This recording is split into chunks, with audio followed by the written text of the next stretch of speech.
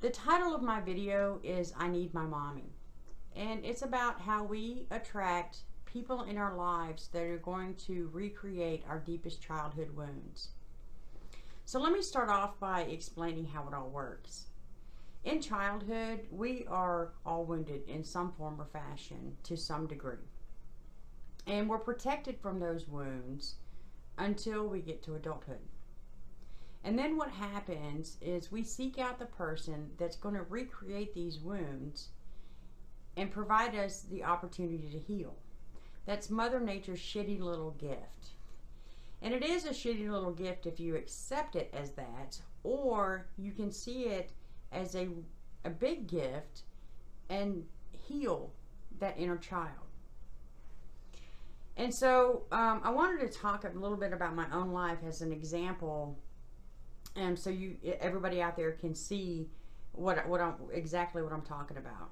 So for me, as a newborn, I was rejected by my mother because I wasn't a boy. And so that created a memory, because as newborns, from the very beginning, we start creating memories. And so that set off a memory that I wasn't good enough. And it was reiterated throughout my life. Not feeling good enough. I would go to my mom and I would hold up my hands and say, "Mommy, hold me."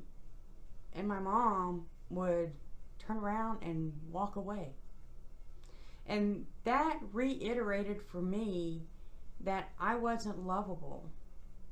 I wasn't good enough for my mom's attention. And in adulthood, in my relationships, I sought out the people that were going to replay that wound for me over and over and over again until I learned from it. And that's part of the gift, is it's going to keep showing up until you heal it. So I took this as an opportunity to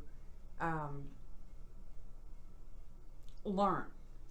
I listened to a book called Mothers Who Can't Love to get an understanding of where I came from and how I could make my life better. And what I figured out is that my mom wasn't capable of loving me. My mom was a narcissist. My mom, it was like everybody was there to serve her. And so I became invisible. And so in my adult life, I continued to be invisible, and I attracted people that would make me feel invisible, not having a voice, not taking my feelings into consideration. And here I was, this little kid going, "Mommy, hold me." And I did that over and over and over again until recently it's kind of really smacked me in the face and said, "Hey, you are good enough," because I've been doing a lot of work. You are good enough, and you are worthy of having somebody in your life that loves you for who you are, and you are accepted. And that's the point that I want to get across, is that in life, even though we are so wounded as children, we are shamed, and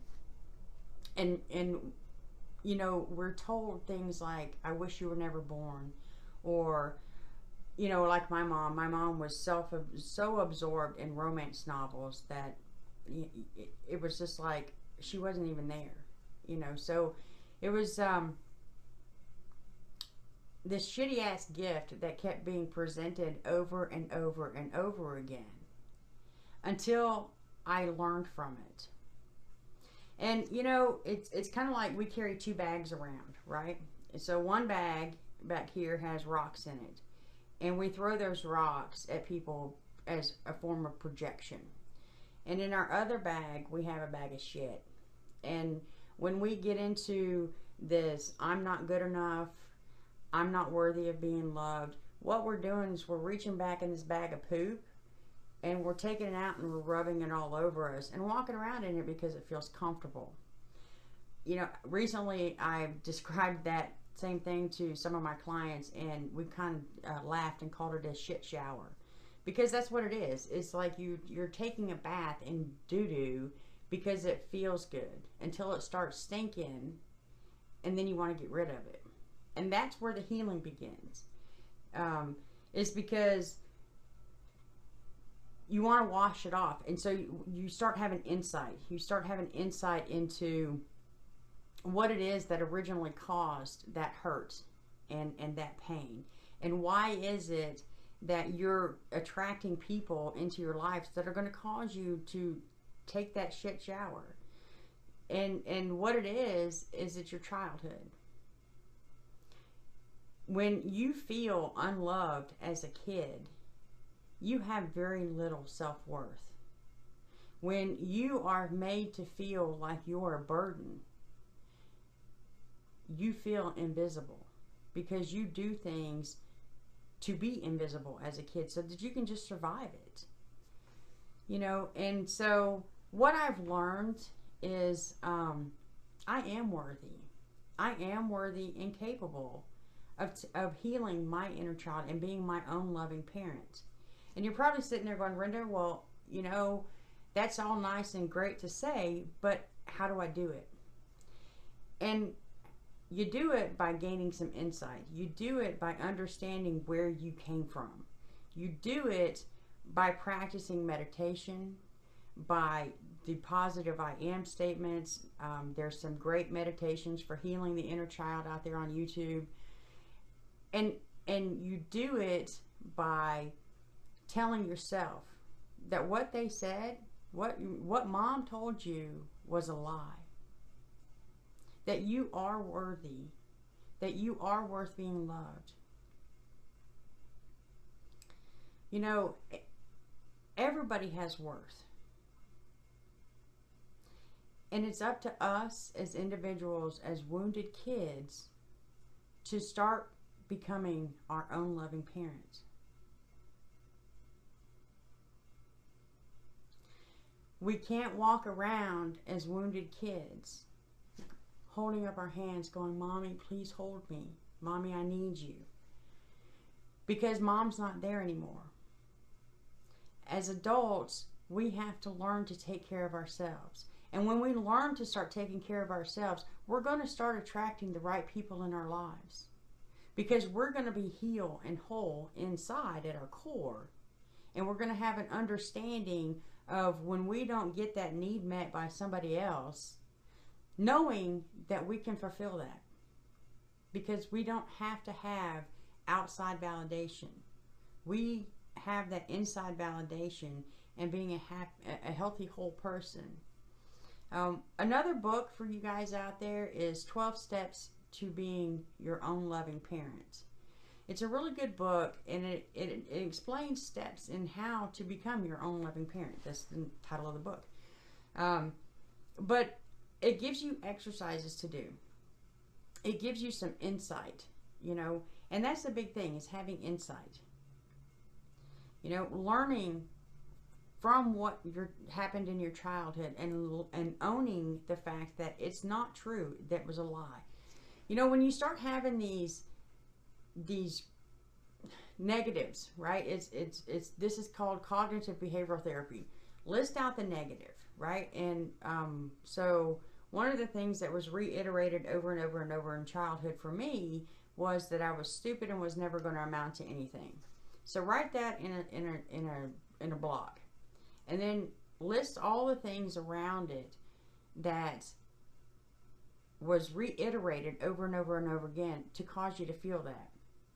Then in another block, write I am not stupid.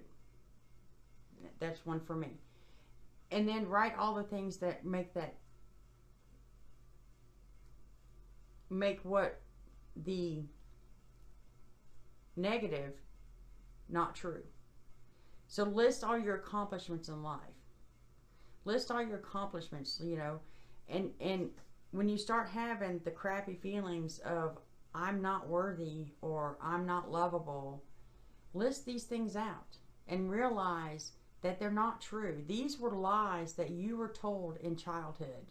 This was you running around going, Mommy, please hold me. Mommy, I need you. And being rejected. And you're replaying it over and over and over again until you begin to heal yourself, it's going to replay throughout your life. So just know that. And try to do something about it. By going out, doing the meditations, having self-worth, telling yourself, I am worthy, I am capable, because you are. Each and every one of you out there listening to this video, you're capable of a great life. You just got to want it. Another thing is to get a great therapist. Having a therapist who understands and can help you see the cognitive dissonance that you have between what you were told in childhood and what you're told as, and what you believe as an adult as a result of that, and having an understanding of why you attract these people in your lives that are going to replay these wounds over and over again, it's going to help. So having insight, doing the work, it's not easy, it hurts, it's painful. Having an understanding that you don't need somebody else to validate your worth. You don't need somebody else to accept you. Because if you accept you, then that's all that matters. I hope this video has helped you, and if you haven't subscribed to our YouTube channel, please do so. Again, I'm Rinda Hall, and thanks for watching.